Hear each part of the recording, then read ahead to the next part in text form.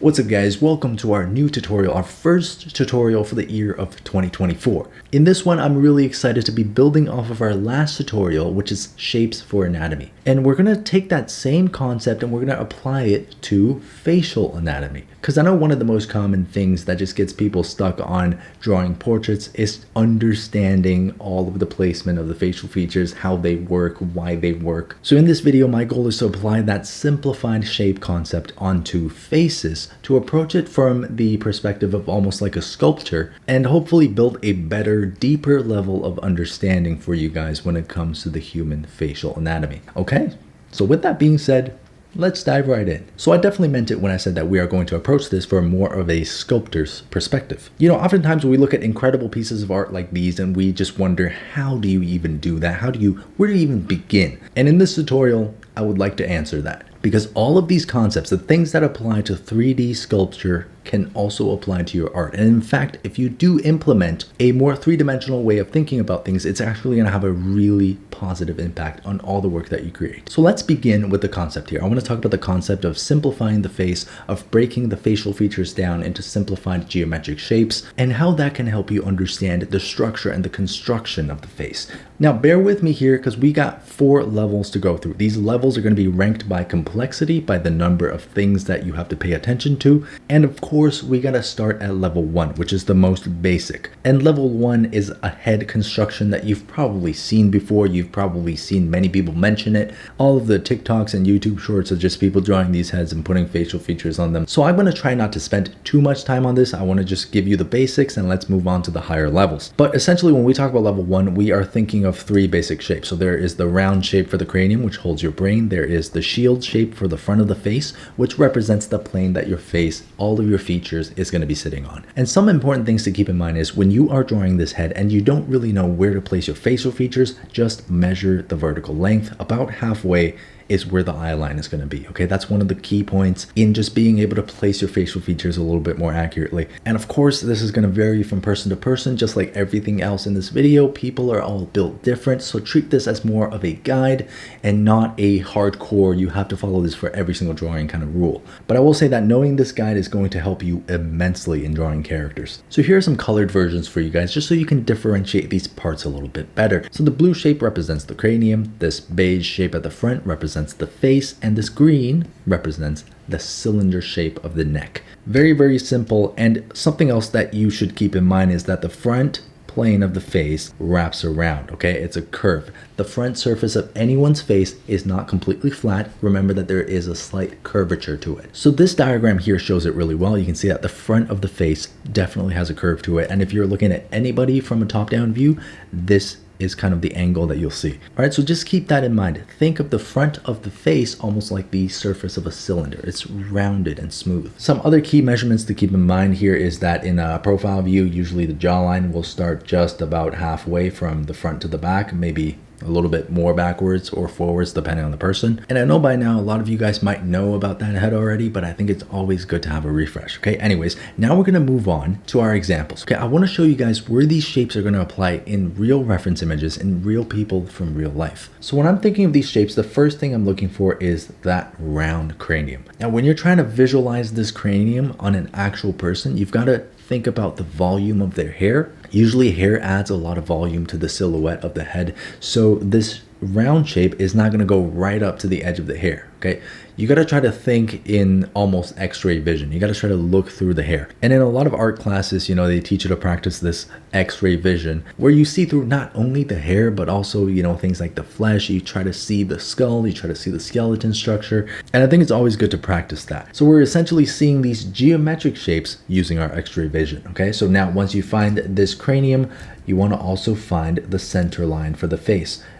In this case, probably somewhere like that. Usually I like to just mark down the bottom of the chin. Depending on the person, it might be a little bit lower, it might be a little bit higher. And then we're gonna just come down from the sides right here like so, find that peak on the jawline, and then taper this shape in. So this makes the shield shape for the front of the face. And then we can add in the cylindrical shape for the neck. And as soon as you've done that, you've got a nice, and then we'll add in the cylindrical shape for the neck. And now we have a good rendition of level 1 simplification. Let's take that onto a second example, okay? So look for that shape of the cranium. In this case, if the person's head is tilted to the side more, you're gonna see more of that oval shape. Because remember, the cranium is stretched like an oval egg. So you're gonna get more of this oval shape for the cranium. Again, account for the volume of the hair. And then from the front, let's draw the center line down across the face. And we're gonna just bring this shield shape right down to the tip of the chin, mark where that is. From the side, we'll find the edge of the jaw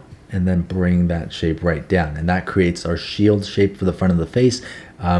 You can measure from top to bottom about halfway. That's again where the eye line is going to be. And remember, the eye line is going to wrap around the front of the face, okay? It's rounded. The front of the face is never fully flat. I have this mouse pad here, okay? If you imagine this mouse pad surface as the front of the face, it would look something like this, okay? See how it's kind of rounded? If you look at it from the top, it's kind of like that, okay? That's the front of the face. It's not going to be flat like this. It's going to be a little bit rounded like that, okay? So when you're drawing your eye line, you want to keep that in mind. You want to kind of hint at the fact that this eye line almost wraps around the front of that shape. So now when I turn this layer off, you can see this eye line tapers right there and curves around this shape. Now we're going to come down here, follow the general direction of the neck, drawing that nice simplified cylinder shape. We don't have to worry about all the flesh and everything else going on here, just like how we're not worrying about the ears, we're not worrying about the nose or the eyes. Okay, this is level 1, very, very simple. And turn the original layer off, you can see we've got the posture down, we've got the general construction of this head down. I'm gonna just erase some of these construction lines here, make it a little bit less confusing, you know, reinforce the center line, reinforce the eye line, and I think that's pretty good. So that's step number 1. That's level 1 of our construction of these magnificent busts. And naturally that brings us to level 2. So for level 2, there's quite a few things that we're doing differently here than before. So if you look at the face from before, it's very flat. You don't really see any of the planes of the face. It's really a very baseline construction for the head. But as we get to level 2, now we're starting some separation. We're starting to create some planes. So if I turn on some colors here, like so,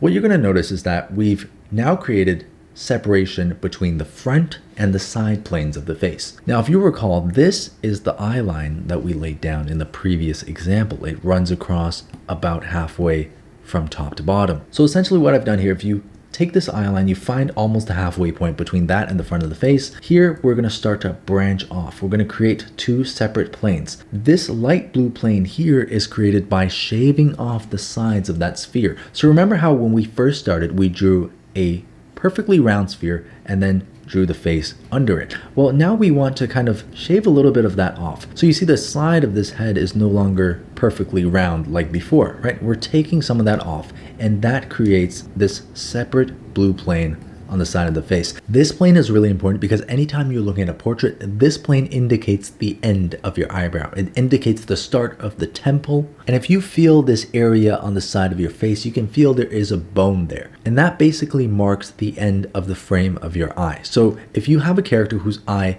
goes off of the front plane and enters this blue plane, then you're going to get a character who probably isn't going to look quite right. All right, so this plane often overlooked, but very, very important in my opinion. So that's part of level 2. Now the second part is the plane just under. This one is equally as important as the one above. The reason that I decided to separate them is if you take your hand right now and you just feel the side of your ear, you run your hand along this line, you can feel the bone. That's your cheekbone. So a lot of these shapes are based on our true anatomy. Because your cheekbones run right across here, that means this plane is going to have a slightly different slope than this one under. Usually if you look at someone's face, this plane is about vertical and then this plane starts to taper in. Again, everybody's different, so there's always exceptions to this, and especially when you start adding more flesh on top, if you have a chubbier person, you might not see that taper at all. But that's not what we're talking about here, okay? We're talking about the fundamental shapes that we're using to basically sculpt this head from a piece of clay. Usually when I draw these planes, I follow the eye line, and then about halfway, I branch it out, create that side plane, and then create this plane. Now I want this line to taper down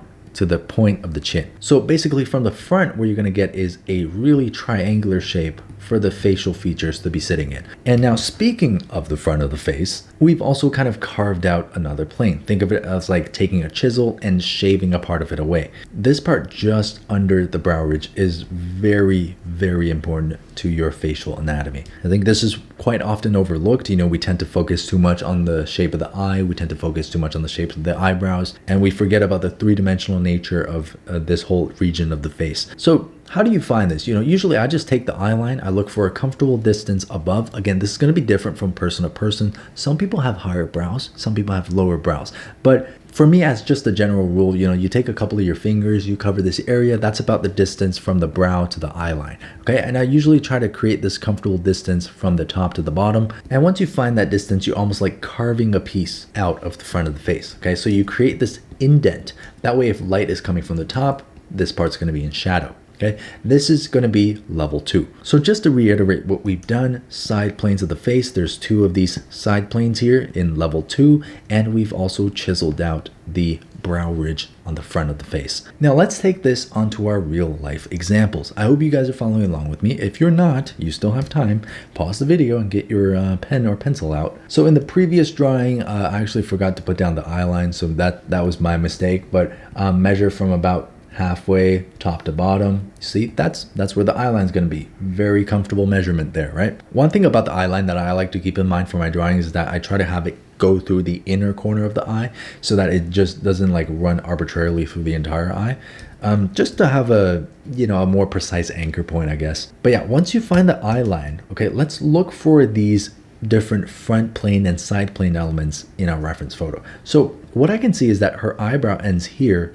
This is basically the frame of her eye. If you had her skull, that would be the frame of the eye. And from the outer edge of this frame, you're going to see parts of that side plane. Now, obviously, a lot of it is covered in hair, but you definitely see the temple region here, which is going to be a lot more in shadow than this front plane of the forehead. So we can see that side plane there. And then as you come down from the eye line from this cheek, you can also see that side plane there. So essentially, you see how the light hits this area and then it travels, it wraps around, and this region in shadow becomes the side plane of the face. So we can take that information with us, okay, and we can kind of clean this drawing up a little bit. And then from the point of the eye line, let's bring a line down to the tip of the chin, okay? Bring a line right down, just like that. We want to create this nice triangular shape to really just frame the features on the front of the face. And then from the same point, we're going to shave off a little bit of the side of the head. So it's not going to be nearly as round as before, but more accurate to the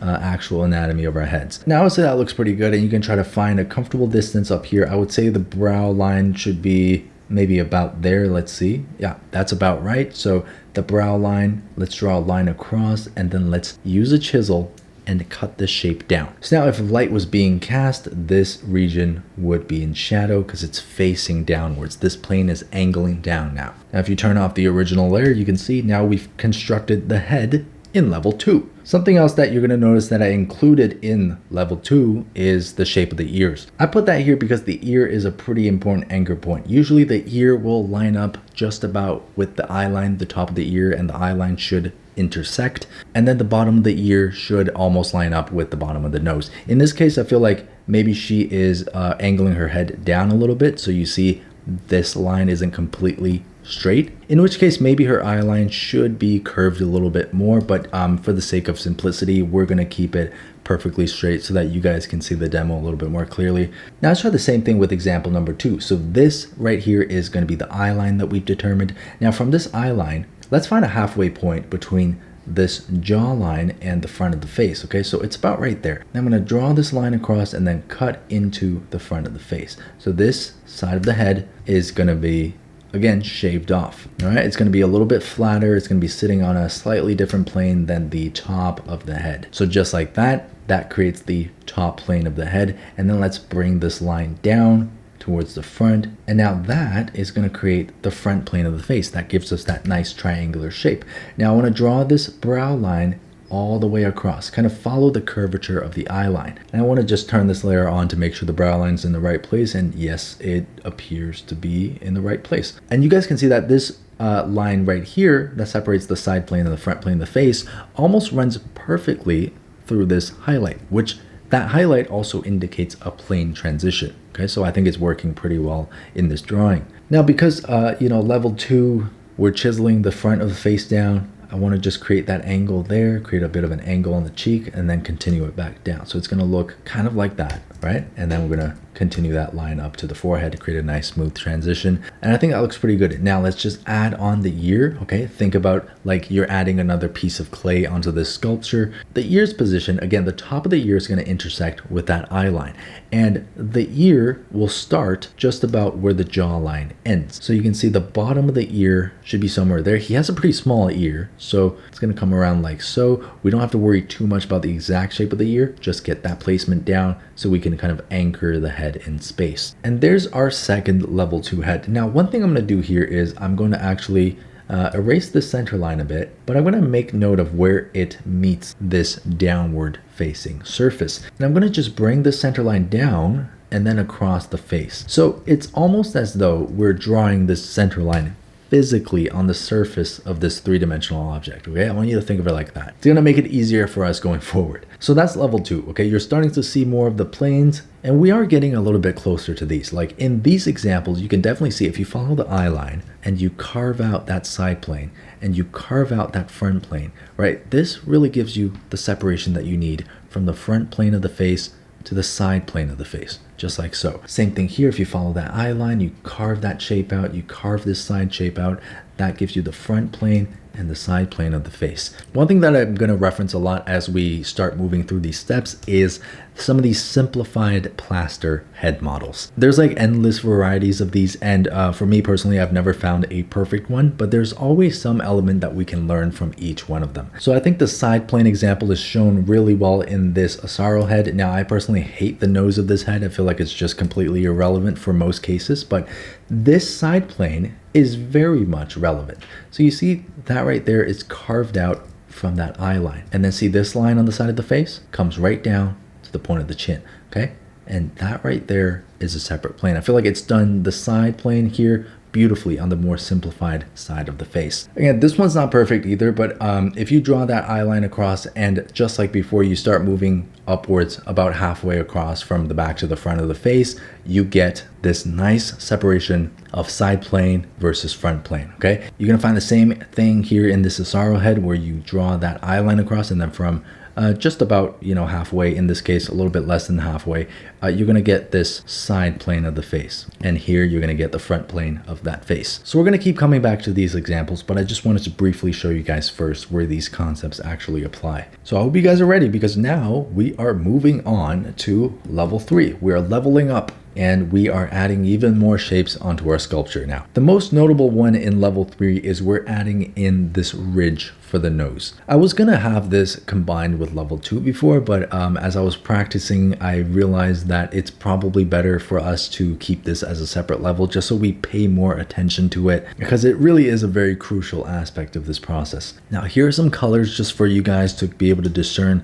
the differences between level 3 and level 2. Okay, so there's level 3, there's level 2. Okay, so you guys can see the main difference here is we've added a new shape on top. We added this ridge for the nose, and I want you to think of the nose as something like this. Now notice how I added a curve to the bottom here, because remember, the front plane of the face has a curve to it. It's not completely flat. Okay, it's not going to be just a straight triangle like that. But essentially the nose is made of 3 planes. So the front plane, which is quite narrow, it's almost just like a long rectangle, and 2 side planes on either side. So for me, I like to just draw this nose initially. Now, if you look at a person, you're gonna see that the nose kind of dips down and there's more shapes to it, but we are not there yet. Okay, we just wanna isolate the shape for the nose. We wanna find out where it is. We wanna kind of make sense of it in the grand scheme of things. Now, how do we figure out the length of the shape? How do we figure out where to place it? That's where this other element comes in. This is the hairline. It's hard to determine exactly where the hairline is, because it's, again, different on every single person, but usually I like to just, take this, you see this round cranium shape, well, I just kind of shave off the top half, and that line should be where the hairline is. Take this round cranium, just kind of shave off the top half, that might be where the hairline is. Take that cranium, and that's probably where the hairline is going to be. Why is the hairline important? Well, the moment you find this hairline, now you have a very direct measurement from top to bottom for the face. And within this line, if you divide it into 3 equal thirds, I always talk about this, 3 equal thirds, okay?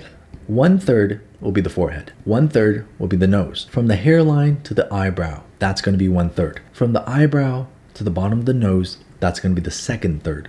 From the bottom of the nose down to the chin, that's going to be the final third, okay? This measurement is just one of the most valuable things in drawing people. So again, 1, 2, 3. So you kind of know where to end that shape of the nose. Again, same on the profile view, 1, 2, we end the nose shape right there, and 3. That's at the bottom of the chin. So we're not worrying about the curvature of the nose, anything like that. We're just placing the shape in here. You know, again, visualize it as like a piece of clay that you're just slapping onto this model that you're chiseling out. And we're gonna work with this piece of clay as we get into the higher levels. Okay, so I just realized that on this sheet, I wrote level 2, should be level 3. Okay, so for level 3, the main difference is we've added the nose shape on the front of the face and we've added the hairline. So essentially we are separating the face itself, the front plane of the face itself, from the top of the head, which is where the hair is going to be. Once again, comparing it to level 2, look at the difference. We're adding the shape of the nose and we're adding a hairline. Okay, so just kind of isolating the shape of that face now. Now let's go together onto our examples. Let's try to apply this level 3 thinking onto our level 2 head. Now let's go together onto our examples. Let's try to take this level 3 drawing and apply it to our currently level 2 head. So the first thing I'm going to do here for this example is I want to figure out where the hairline might be. So we have a general idea of where the brow line is and where the chin is. Now I know that halfway between these 2 points should be where the nose is going to end. Okay, so halfway between these 2 points, that should be the end of the nose. Now, and these 2 sections, so this section here and this section here, constitute 2 of the thirds that are present on the front of the face. So if you just take this length, move it upwards, you can get a pretty rough idea of where the hairline might be. Now let's just draw in this line here, kind of erase it, clean it up, and let's turn on the original. Let's see. I would say that's pretty good. We probably want to move it down just a little bit. Again, everybody's hairline is going to be a little bit different, just like how everybody's facial features are all different. Cut that down a bit, and her hairline's kind of,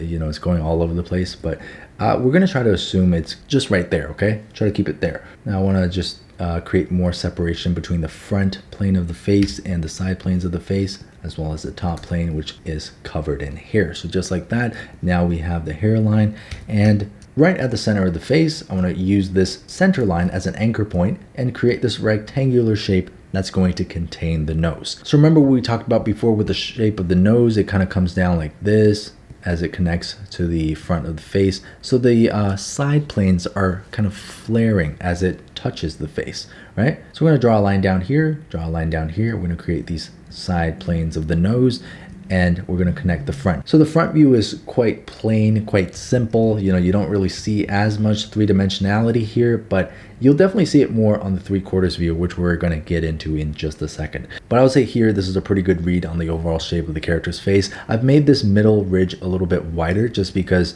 on the actual reference, we do see a slightly wider front of the nose. Another thing that we can do at this point is to determine the position of the mouth. Because we already have all of these other facial features located, we might as well try to find the position of the mouth. Usually I like to divide this line from the bottom of the nose to the chin into half and move up just a little bit. And that usually gives a pretty good position for the mouth. Now remember that the mouth is not going to go onto the side plane of the face, okay? It's going to stay on the front plane. So we might have these corners of the mouth potentially touching the lines that we drawn before, but they really shouldn't exit the lines, okay? They shouldn't go all the way out here, because then, you know, your anatomy is a little bit...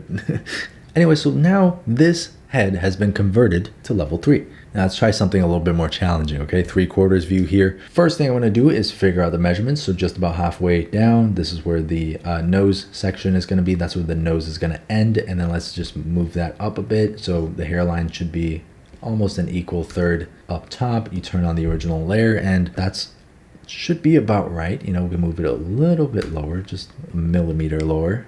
like that, and I think that looks pretty good. So just refine this a bit, you know, remember that it's also still wrapping around the front of the face. All of this is rounded. It's not a completely flat line. It does look flat from a front view because we're looking at it from a head-on angle, but in a more 3/4 view where you see a bit more perspective, you're definitely going to see the curvature of these lines a lot more. Okay, so just accentuate the curvature of these lines like so. See, it really does look like a three-dimensional shape, right? It looks like a piece of clay that we've kind of molded. Now the next thing that I'm going to do is try to find where that nose is. So remember how I said to kind of place the center line down on the front, almost as though you were drawing this line physically onto this shape. From this center line, I'm going to march out a little bit to the left, a little bit to the right, and that is what's going to create this ridge shape for me to place the nose in. So this is going to be the rectangle that you're going to see at the very front of that nose shape. So remember that nose shape, it's going to look like that, right? Something like that with the sides flaring out. This is the rectangle at the very front. Again, we're just using that center line here as an anchor point for that. Now I know on the reference you see the brow ridge coming inwards, you see the nose coming outwards. I don't want you to worry too much about that right now. We're adding a simple shape on first and adding more complexity later. Now if we turn on the original, I would say that perhaps the perspective of the brow line's a little bit off in my drawing, so I'm just gonna move that down a little bit just to match what I see in the reference. Okay, I would say that perspective there, that matches up a lot better. Now we're gonna take this nose shape, we're gonna go from this point here and come down like so, and this is where we start creating the side plane of that nose. So from this point, you're going to come down like so, and then it's going to connect to the front of the nose. You're going to see a little bit of the bottom of the nose here, I think. So I'm going to cut off some of the excess, and there you have the shape for the nose, right? The very basic shape for the nose. It's like a building block, essentially. You know, we're trying to build out this character from the largest blocks first, and then we're going to chisel into these blocks and create more detail, more variation. All right, so that's the block for the nose. Now, just above the halfway point between the bottom of the nose and the chin, that should be where the mouth is going to be. Okay, so we're going to draw a line here to indicate where the mouth is going to be. Let's see if that's accurate. I would say that's actually pretty good. Okay, now maybe we can move this one up a bit and play around with the perspective. So something like that. Yeah, it looks pretty good. Now I want to bring your attention back to the plaster heads that we were looking at before, and I want you guys to pay attention to the general shape of the noses here, except for the Asaro head. That nose I feel like is way too detailed and way too specific, but on the rest of these, which are very, very simplified, you can see there is that front rectangle, that front rectangle, that front rectangle connecting to the side planes, okay? What you're also gonna notice is that on some of these heads, there is a pretty clear distinction between the hairline and the top of the head, right? The hairline there, the hairline right there. You can even see the hairline on the Asaro head. And you're also gonna see that where the nose meets the brow ridge, there is a shape that flares outwards like this. Now that is what's going to bring us on to level 4. So here is the final boss. This is level 4. Now this might be a little bit different from the way other artists choose to do it. It might be a little bit different from all the plaster heads that you've seen, but it's just what works best for me. It makes the most sense to my brain, and I hope that it makes sense to your guys' brain too. If not, you know, you can feel free to adjust it, you know, make some changes to it, add different planes if you want, but this I find really, really works for me. So I want to use these colors here to kind of highlight the things that we've added onto the previous layers. We're going to start off with the nose first. So you're going to know that before in level 3, the nose was a simple ridge. Now, once you've added that ridge on, I want you to take that foundation and start carving it down. So let's say, for example, you had a nose that looked like that before, and this is the brow line, this is the eye line, just like that, right? Now, what happened here is we cut this shape down, gonna give it more of a forward slope. Again, it's gonna change depending on the person that you're drawing. So people have vastly different noses, obviously, but just as like a generic person, okay, we're gonna change the slope to face forward a bit more, and then where this eye line meets the nose, you're gonna start flaring this nose shape, so just like that, and this shape is gonna come down like so. It's almost similar, if you look at it from the front, to like a little tie, a very small and thin tie. But once you've done that, you're gonna do a very similar thing here, where you get another flaring shape at the bottom, just like so, okay? So you're taking this shape, you're cutting out part of the bottom, you're adding a bit more of a flare here, just like that, okay? And you're also cutting into this nose and adding a flare at the top. So take the original lines out, and that becomes the new shape of your nose. Now it's broken into two sections. You have one section where it connects to the brow ridge. You have another section that just contains the nose itself. And now we've also refined the shape of that bottom of the nose. Okay, so it's getting a little bit complex, but I'm still, keeping it as simple as possible. And you will see this nose on a lot of simplified plaster heads. So this one, for example, look at this. See this flaring shape coming down, rectangle, right? These are the side planes. This shape flares out just like so. And then down here, you get another flare at the bottom, right? You're getting a very similar idea here for the front, right? Another flaring shape, but this one doesn't have as pronounced of a side plane here. But again, the front of the nose, you see there's the side plane just like so. It's like two separate shapes layered onto each other. So that's the level 4 nose, okay? You're essentially breaking that single wedge down into two separate shapes. Once you get to level 4, you're also adding in the eyes and the mouth. For eyes, I like to think of them as round shapes that are protruding from the eye socket. So just in this space between the nose and this side plane of the face. You never want the eyeball, okay? Remember that it is a ball, it is round. You never want it to shift towards the side, okay? You never want this shape to start moving to the side plane of the face. This is a very, very common issue I see with especially a lot of beginners, is they're just not entirely certain where the side plane starts or ends, and the eyeball as a result just kind of floats right over, right? And then the face looks very, very flat. And it's also important to think of this eyeball as a ball. So if you were to shade it, I want it to be nice and round. I want it to have a certain roundness to it. I think this profile view here really illustrates that well, where if we actually place an eyeball inside of the head, you can see the part that pokes out is still going to be round, right? It's going to be cut off by the downwards facing plane here and the upwards facing plane here, but the part that pokes out is still round at the surface. That's why the side view of the eye looks like that. Okay, so that's all pretty important stuff to keep in mind for the eyes. And this is probably the most complex section, level 4. So I'm going to try to give you guys even more examples of this. So let's take a look at some of these plastered busts. I especially want you guys to focus on this one here, okay? Look at the front of the lid. You see this curvature that goes downwards like this. Even though her eye is closed, the eyelids still wrap around and conform to the shape of the eyeball. Still nice and rounded. And even on this sculpture of David, if you just pretend the eyeball is in there, it's nice and round, okay? It's sitting inside the socket. Now these eyelids, take note of the shadow being cast on the eyelids, right? It's very much wrapping around this rounded and curved shape that's on the front surface of the eyeball. Same thing on this side, you see that roundness and you see how the eyelids wrap around, okay? So essentially you place that curved ball shape in there first, and then you just lay these clay strips on top of the eyeball. It'll just rest really nicely on that curved surface. If you have a hard time visualizing that with actual eyes, let's take a look at some of these simplified heads, especially these two here. So look at this eye. This is a more geometric version of the model that I'm showing you guys in level 4. And this one here is more smooth and more rounded. And I think this one is most accurate to the image that I'm trying to convey.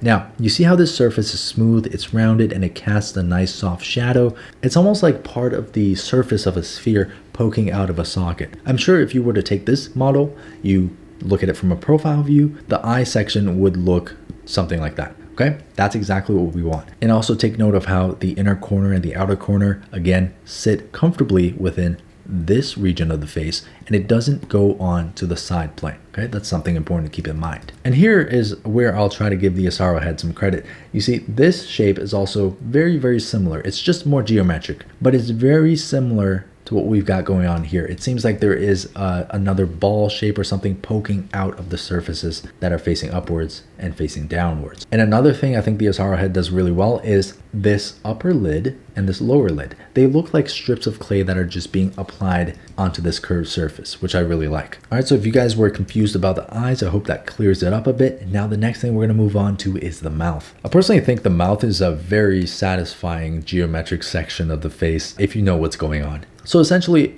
in the previous step, we've determined where the mouth was going to be. We found the opening line of the mouth, and that's a lot of information for us to work off of. In level 4, what we're doing is we are creating these downward facing surfaces and these upward facing surfaces that represent the lips and the skin around the lips as well as on the chin. Everything here that you see in dark green is facing downwards. Everything that you see in light green is facing upwards. When you have this line here, it's easy to find where the upper lip's going to be, where the lower lip's going to be. And then from this point, we'll find the indent on the chin just under the lower lip. And that's what causes a shadow to be cast under the lower lip. You can see that in these examples as well. And for this one, the Asaro head's my favorite. This is the shape of the upper lip, shape of the lower lip, and just under the lower lip, it looks like it's almost been chiseled out. There's a bottom facing plane right there. And then just under that, you have a top facing plane, and right under that, you also have another bottom facing plane.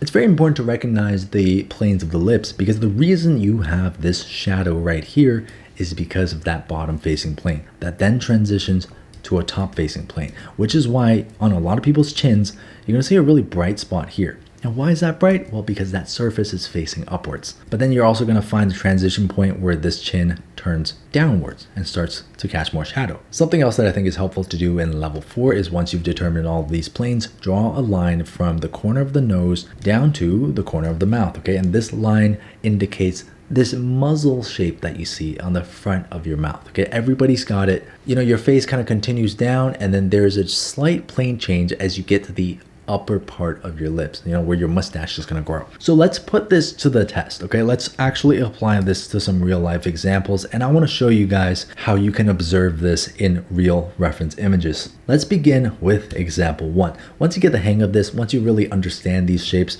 this is going to be a lot of fun to do. So for this nose, we are going to take the eye line on the nose. Once we find where that eye line is going to be on the front of the nose, we are going to just flare this upper shape out. So essentially we're taking out this top portion of the nose, we're creating a new shape that flares out, and then I can perhaps add a bit more flare to the bottom of the nose as well, but mainly we're focusing on the top shape, connecting that back down to the front of the nose. Now we're going to continue this line onto the side plane. This is where it's going to connect to the eye line. So basically we are forming this shape that you see here on the front of her face, right?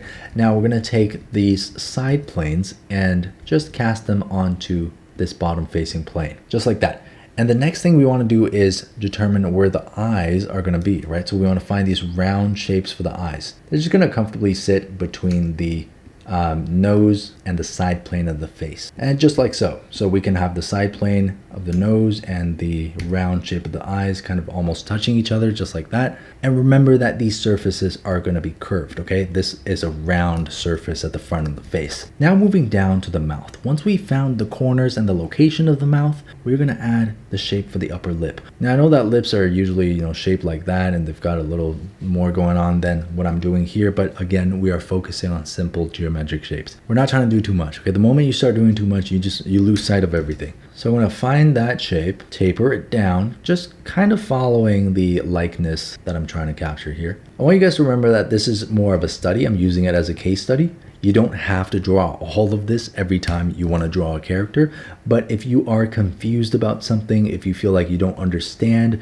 what you're looking at, this is a really good way to kind of simplify things for you. And in your own drawing process, you can also take maybe certain elements from this entire process, maybe certain parts of these different levels, and try to incorporate it into your process. You don't have to go from beginning to end and just painstakingly lay out all of these shapes, okay? This is more so for you guys to get a better understanding, and if you want to, you can implement parts of this process into your workflow, or all of it if you're very dedicated. So now we have the position for the lips. I'm going to come down here and find this bottom facing plane. In her case, it's actually pretty small, right? It's pretty narrow. So we're going to draw a line across just like so. And then from the points of the bottom lips, we're going to create an angle outwards. And this shape, I like to kind of converge with this line or just almost touch that line. And now you see where having this line becomes really invaluable because it creates a frame, a nice triangular frame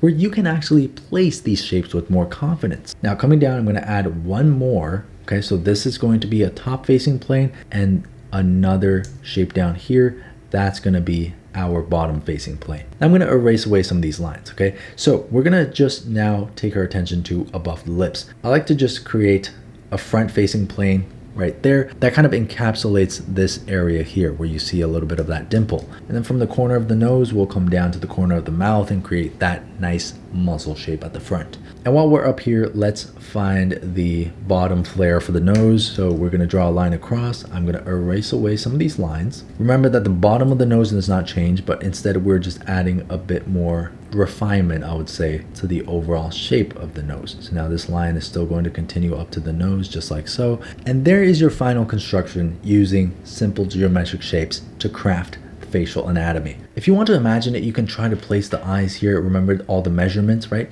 The space in between the eyes should be about the length of one eye. So you can pretend like you're laying down some clay strips on here and creating that fold of the eyelid. You can try to picture it as though you were laying these strips on a rounded surface and you're creating this opening. And then you can maybe carve into it and create the irises, right? That part is up to you, but you don't need to go into all that much detail in order to achieve level 4. The main point is really to just get you to understand these shapes and how they come together to construct facial anatomy. Now let's try the same thing. Let's try to apply level 4 onto example number 2. First thing I like to address is the nose. So we're going to continue this eye line across the nose, and now we know we're going to cut this nose back down, maybe about there. I'm going to erase away this top section of the nose shape, just like so. And then using that center line again as an anchor point, we're going to just taper the shape right in like that, okay? And then we'll come down to the side. We're going to try to capture this side plane. So that's the front and this is going to be the side, okay? So try to capture that shape in here, just like that. Now we're going to shave off the front portion of this nose shape, just like so. Erase away these lines, and look at that. Now you have a much more refined shape for the nose. At this point, you can either move down to the mouth or you can choose to flesh out the nose a bit. So I'm going to just flesh out the nose this time. We're going to add in a bit of a taper here. So erasing away the old tip of the nose and then creating this flare. Okay, this just gives your nose a lot more three-dimensional feel. It's a lot more anatomically accurate. You see when we turn on the original layer at the bottom, you know, it matches the shape a little bit better. But again, in every single case, people are going to have different nose shapes. So when you do lay down these shapes, they're never going to be 100% accurate. Like I said before, it's just a way for you to visualize the three-dimensionality of what you're looking at. Like in his case, his nose is actually pointed much more downwards. So that's an area where if you were to turn this very rough sketch into a more refined drawing of this man, you're going to have to make some changes. You're going to have to break some rules there. Now coming down just below, we have the position of the mouth, okay? Depending on the build of the specific person, there's going to be a lot of variations here. So if his lips were a little bit less full, you might get something that comes out like that, and then the planes will kind of connect upwards. There will be a upward facing plane for the bottom lip, and then you'll get that bottom facing plane like so, and then a zigzag, and it's going to come back out and down, okay? And that's going to be another upward facing plane. So if we erase away the lines here, you might get something that looks more like this, okay? And you definitely get a really good three-dimensional feel here, but if we turn on the original, you can see that it doesn't necessarily match the drawing that we're doing. So again, in some cases, you know, you're gonna have to play around with the rules a little bit. You're gonna have to, you know, make some proportional changes, obviously. So in this case, you know, we would come up here and really accentuate this shape of that upper lip. So when I turn the original layer off, you can see that it comes out much more than the lip that I had before, like the default generic kind of character creation lip. But here we can essentially pull this shape forward like so. Okay, we can get rid of the original lines. And once you've pulled this shape forward, naturally the bottom lip and all the other shapes will follow. So this is going to be a shape for the bottom lip. And then we want to connect this point down to the line, so we create a nice triangle right there in that section. Shape is going to give us the bottom facing plane just under the bottom lip. And once again, you want to create another little triangle here just like that, and this is going to give you the top facing plane as well as the very last bottom facing plane just under the chin. So now if you turn the original layer on, I would say the overall shape here works a lot better than it did before. But again, just depends on who you're drawing, the proportions that you're trying to draw. You know, it's going to change from person to person, but just keep this in mind as like the basic concept of these shapes. So we're going to draw a point from the outside of the nose down to the corner of the mouth, and that creates another plane for the front facing area of the mouth. Now just above this cheek area, we want to have the shape for the eyeball sitting between the nose and the side plane of the face. I'm going to do the same thing on the other side. Because this is a 3/4 view, you're going to see more of that shape kind of bulging out of the silhouette. Okay, it looks very creepy, but just bear with me here. Okay, the point is we want to really capture the roundness of that shape poking through these two planes. Now let's turn on the original layer. Let's see. And yes, the round shape definitely matches up with the protrusion of the eyes. If you're wondering why we draw such a big circle for it, well, it's because if you look at his eyes, you see this highlight here on the eyelids, you see this shadow here on the eyelids. These are some elements that are being created by the roundness of the eyeball pushing up against the skin from underneath it. So you just want to understand, the shapes that make up facial anatomy. And after all that is done, you can choose to apply some eyelids onto the shape that you've created. You can try to wrap this eyelid around, create a nice round iris just under there, and you should get a good feel for the three-dimensionality of this face. I just want to show you guys that understanding this three-dimensional concept is very, very helpful when it comes to drawing your characters, because if you were to overlay some lines here, just some line art, very, very simple line art, above this model, you can see that we have a very anatomically correct man here, okay? So now you take this guy, you give him a little bit of shading, according, of course, to these planes on the face. And there's just so much three-dimensionality here. Like, look at this bottom plane of the lip, this bottom plane just under the lip, this bottom plane under the chin. You can also see that bottom plane under the nose, right? So the shadow's catching on all of these various planes that we've laid out. And if you were to take out the original sketch and take out the line art, you can still clearly, very clearly discern this as a face. Even if you were to take out the eyes and just leave the balls there, that's still a face. Okay, so this is why it's such a good skill to have, to be able to see faces in shapes, to be able to use simple shapes for your facial anatomy. Quite possibly one of the most versatile skills that you can have that's going to translate to pretty much all styles of drawing, whether you do realistic or stylized. And speaking of stylized, if you want to work more stylized like Disney animation style, you're gonna have to really start pushing these shapes and these proportions. But maybe we can touch on that in the future. I feel like this topic lends itself really well to, in the future, kind of exploring different proportions, different ways to stylize, and I'm really excited about that. So I hope you guys learned a lot in this video, and I hope that you guys are looking forward to what we've got coming next. And I also want to say Happy New Year. I hope 2024 is filled with amazing art for you guys. And I want to thank you once again for being part of this community, for supporting the work that I do, and for just allowing me to be part of your art journey. I'm very grateful for that. With all that being said though, I'll see you guys on the next tutorial.